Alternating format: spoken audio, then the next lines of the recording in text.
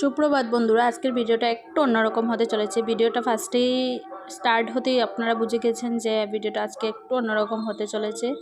তো আজকে ঘুম থেকে উঠে অনেকটা সকাল সকাল ঘুম থেকে উঠেছিলাম।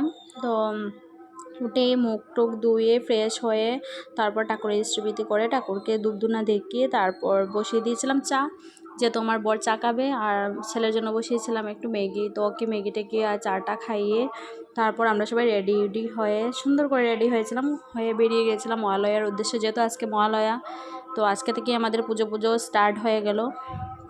তো আমার সেরকম একটা বেড়ানোর ইচ্ছে ছিল না, কিন্তু যেহেতু মনা আছে, বুঝতে পারছো, ইচ্ছে না থাকলে অনেক কিছু করতে হয়। যখন বাচ্চা কাচ্চা হয়ে যায় তখন মনাকে নিয়ে বেরিয়েছিলাম, যেহেতু মনা একটু এনজয় করবে, মানে অনেক কিছু, আজকে অনেক বাচ্চারাই বেরোবে, তো অনেক লোকজন দেখবে, ওর একটু আনন্দ লাগবে, সেই জন্য ওকে নিয়ে বেরিয়েছিলাম। বেরিয়ে দেখি বাপরে বাপ, এত জ্যাম, গাড়ি নিয়ে কিছুতে এগোনো যাচ্ছিল না। তো আমরা সবাই গাড়ি থেকে নেমে হেঁটে হেঁটে যাচ্ছিলাম, আর মনার পাপা ওকে স্কুটি দিয়ে নিয়ে ঘুরিয়েছিল। যেহেতু মনা হাঁটতে পারে না, ওকে খুলে নিয়ে ঘোরাটা সম্ভব হয়ে উঠছিল না, তো ওকে স্কুটি দিয়ে ঘোরাচ্ছিল, আর আমরা সবাই হেঁটে হেঁটে ঘুরেছিলাম। তো আজকে 5 ইয়ার্স পর, মানে আমার বিয়ের 5 বছর হয়ে যাচ্ছে প্রায়, কিন্তু 5 বছর পর আজকে ফার্স্ট টাইম আমি মহালয়াতে বেরিয়েছি, এর আগে কখনো বেরোইনি।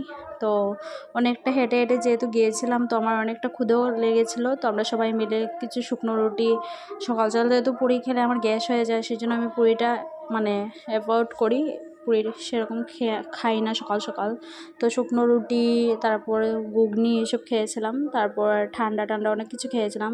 আর এখানে অনেকটা মেলা বসেছিল, মেলার থেকে অনেক কিছু নেওয়া হয়েছে, ঠাকুর নিয়েছি, ঠাকুরের মূর্তি নিয়েছি, তারপর বেলুন টেলুন, মনার জন্য গাড়ি টাড়ি অনেক কিছু নিয়েছিলাম। আজকেও মানে সত্যি খুব ভালো লেগেছে, অনেকদিন পর সকাল সকাল হেঁটেছি, প্লাসে তো মানুষজন দেখেছি।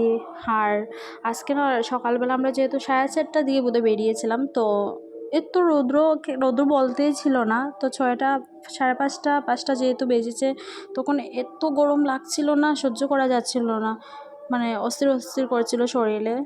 তো কেন জানি না এতটা গরম লাগছিল। তারপর অনেকটা হেঁটে যেহেতু গেছি, আর মানছিল না পাও, তো আসার সময় গাড়ি নিয়ে এসেছিলাম, মানে গাড়ি দিয়ে এসেছিলাম গড়ে। তো গড়ে আসার পর আর মনে হচ্ছিলো পাওটা চলছে না। যদি তো আমার ভিডিওটা আর লম্বা করব না। তো ভিডিওটা ভালো লাগলে লাইক কমেন্ট শেয়ার করে যাবেন, আপনাদের পরিবারের সবাইকে ভালো রাখবেন, আপনিও ভালো থাকবেন। ভিডিও ভালো লাগলে